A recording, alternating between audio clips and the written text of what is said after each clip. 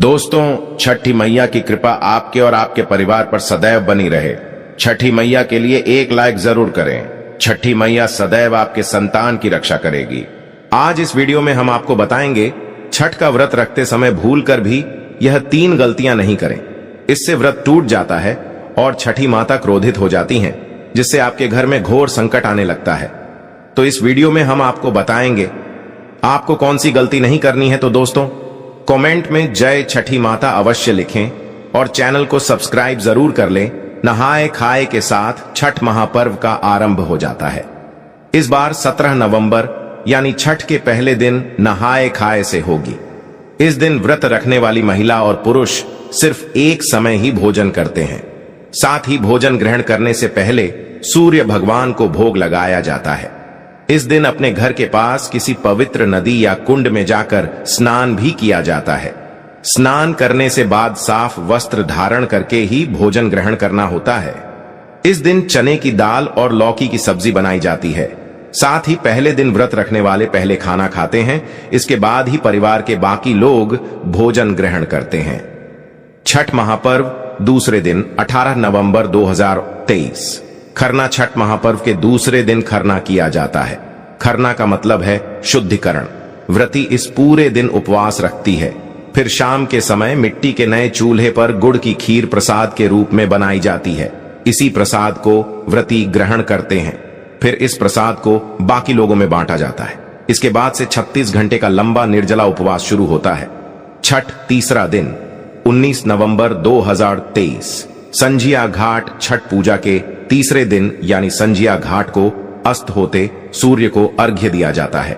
इससे पहले व्रत रखने वाली महिलाएं सूर्य निकलने से पहले रात को मिश्री युक्त पानी पीती हैं। उसके बाद शाम के समय सूर्य देव को अर्घ्य दिया जाता है। सूर्य देव की उपासना के लिए इस दिन तरह तरह के पकवान, ठेकुआ और मौसमी फल आदि अर्पित किए जाते हैं।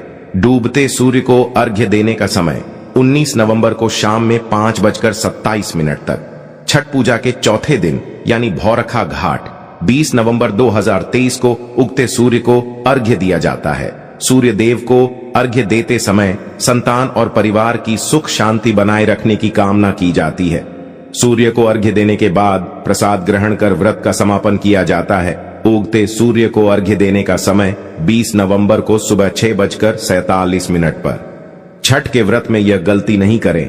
छठ माता क्रोधित हो जाती है। सूरज को अर्घ्य देते वक्त न करें। भूल छठ पूजा के पर्व पर सूरज को अर्घ्य देते वक्त किसी भी तरह के शीशे या स्टील के बर्तन का इस्तेमाल नहीं करना चाहिए। सूरज को अर्घ्य दिया बिना यह पर्व अधूरा माना जाता है। साफ सफाई का रखें ध्यान। छठ पूजा के दौरान साफ सफाई का खास तौर पर ध्यान दें। इस पूजा के दौरान कपड़ों से लेकर पूरे घर को बिल्कुल साफ रखना चाहिए। साथ ही प्रसाद बनाते वक्त भी साफ सफाई का पूरा ख्याल रखें। जाने कहां सोना चाहिए। छठ पूजा के दौरान जो भी व्रत रख रहा है उसे पलंग पर नहीं सोना चाहिए। न पलंग बल्कि चारपाई आदि पर भी सोने की मनाही होती है। इस व्रत के दौरान फर्श पर सोना चाहिए। सामग्री का जरूर रखें ख्याल। छठ पूजा के दौरान सामग्री का विशेष तौर पर ख्याल रखें। इस पूजा के दौरान सिंदूर, कुमकुम, आलता, मेहंदी, पीतल का सूप, शक्करंगदी, नारियल, ईख, शहद, पान, सुपारी, लौंग और इलायची जैसी सामग्री का जरूर इस्तेमाल करें। मांसाहारी खाने से करें परहेज। छठ पूजा के दिन किसी भी तरह के मांसाहारी खाना खाने से बचना चाहिए। खाने के साथ साथ पूजा के किसी भी तरह के मांसाहारी सामान को घर में या पूजा के आसपास नहीं रखना चाहिए। माना जाता है कि छठी मैया ऐसा करने से नाराज हो जाती हैं। छठ पूजा पर महिलाओं के मांग में सिंदूर भरने के पीछे कई मान्यताएं हैं। मान्यताओं के मुताबिक जो स्त्री अपनी मांग के सिंदूर को बालों में छुपा लेती हैं, उनका पति समाज में भी छुप जाता है। पति को वह सम्मान नहीं मिलता जिसके वह हकदार होते हैं। इसी कारण महिलाएं लंबा सिंदूर लगाती हैं ताकि पति की आयु बढ़ने के साथ ही उनका सम्मान बढ़े। छठ पूजा करने वाली महिलाएं अगर मांग में सिंदूर लगा रही हैं तो ध्यान रखें कि सिंदूर माथे से लगाना शुरू करते हुए मांग तक ले जाएं। जितनी लंबी मांग सिंदूर से भरें उतना शुभ माना जाता है। कई महिलाएं नाक से लेकर पीछे मांग तक सिंदूर भरती हैं। मांग में सिंदूर भरतने को लेकर यूपी बिहार में अलग अलग मान्यताएं हैं। मांग में सिंदूर की लंबाई पति की लंबी उम्र का प्रतीक है। महिलाएं छठ पूजा के दौरान पीला सिंदूर जरूर लगाएं। छठ के पर्व में नाक से शुरू करते हुए सिंदूर लगाएं और मांग भरें। सिंदूर गाढ़ा होना चाहिए। सिंदूर लगाके के लिए माचिस की तीली का इस्तेमाल कर सकती हैं। सिंदूर महिलाओं के सुहाग की निशानी होती है और पति की लंबी आयु का प्रतीक है। सुहागिन के 16 श्रृंगार में से एक सबसे अहम सिंदूर है, जिसका पूजा में होना अनिवार्य है। हिंदू धर्म में पूजा में नारियल का बहुत अधिक महत्व है। नारियल को बहुत ही पवित्र फल माना जाता है। वहीं छठ मियाँ की पूजा में भी नारियल का बहुत अधिक महत्व है। श्रद्धालुओं के डाले में इस दिन बहुत नारियल रखे होते हैं, क्योंकि नारियल चढ़ाने से मनोकामनाएं पूरी होती हैं। इसलिए नारियल चढ़ाकर लोग अपनी मनोकामना मांगते हैं। छठ मैया को केला बहुत प्रिय है, क्योंकि केला पवित्र फलों में से एक है।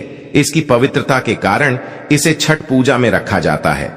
लोग मनोकामना पूर्ति के लिए छठ मैया को केले का घवद भेंट करते हैं। बिहार और पूर्वांचल में इसकी खेती भी खूब होती है, जिसकी वजह से यह आसानी से उपलब्ध हो जाता है। छठ पूजा में गन्ने का होना जरूरी होता है। कई जगहों पर गन्ने का घर बनाया जाता है, जिसके नीचे छठ मैया की पूजा और आरती की जाती है। कहा जाता है कि इस तरह पूजा करने से घर में आनंद और समृद्धि आती है। गन्ना का बाहरी भाग बहुत सख्त होता है। पशु पक्षी भी इसे झूठा नहीं कर पाते। यह पूरी तरह पवित्र होता है, इसलिए यह छठ मैया को बहुत प्रिय होता है। डाब नींबू को छठ पूजा में बहुत अधिक महत्व माना जाता है।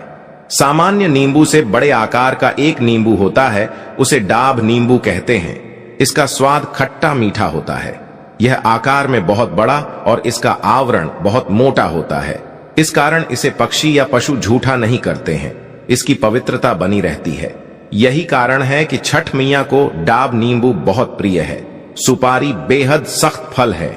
इसके बिना कोई पूजा पूरी नहीं मानी जाती है, इसलिए इस छठ मैया की पूजा में भी रखा जाता है। बेहद सख्त और आवरण में रहने की वजह से इसे भी पशु पक्षी झूठा नहीं कर पाते। यह पवित्र फल में गिना जाता है, इसलिए यह छठ मैया को प्रिय है। जल में फलने वाला फल है जल सिंघारा। यह माता लक्ष्मी को भी प्रिय है। जल में होने के कारण यह बहुत पवित्र मोटे आवरण होने की वजह से यह किसी पशु पक्षी द्वारा झूठा फल नहीं माना जाता है, इसलिए यह छठ मैया को प्रिय फल होता है। इसे भी पूजा में जरूर रखना चाहिए। 36 घंटे का यह कठिन निर्जल व्रत गर्भवती, धात्री एवं मधुमेह से पीड़ित महिलाओं के स्वास्थ्य के लिए हानिकारक हो सकता है। उनका कहना है कि व्रत रखना अपरिहार्य हो तो गर्भवती एवं धात्री महिलाएं बीच में पानी एवं जूस का भरपूर सेवन करें, ताकि शरीर में जल स्तर बना रहे। ऐसा न करने पर तमाम दुष्परिणाम संभावित हैं। उन्होंने सामान्य व्रती महिलाओं को व्रत के प्रारंभ होने के पूर्व भरपूर मात्रा में पानी एवं फल के जूस का सेवन करने की सलाह दी है। शुगर से ग्रसित महिलाओं को उन्होंने व्रत से दूर रहने की सलाह दी है। व्रत न तोड़ पाने की दशा में उन्होंने व्रत प्रारंभ होने के पूर्व दवा का सेवन न करने को कहा है। व्रत तोड़ने या पारण के दौरान उन्होंने शुगर से पीड़ित महिलाओं को हल्का खाना लेने को कहा है।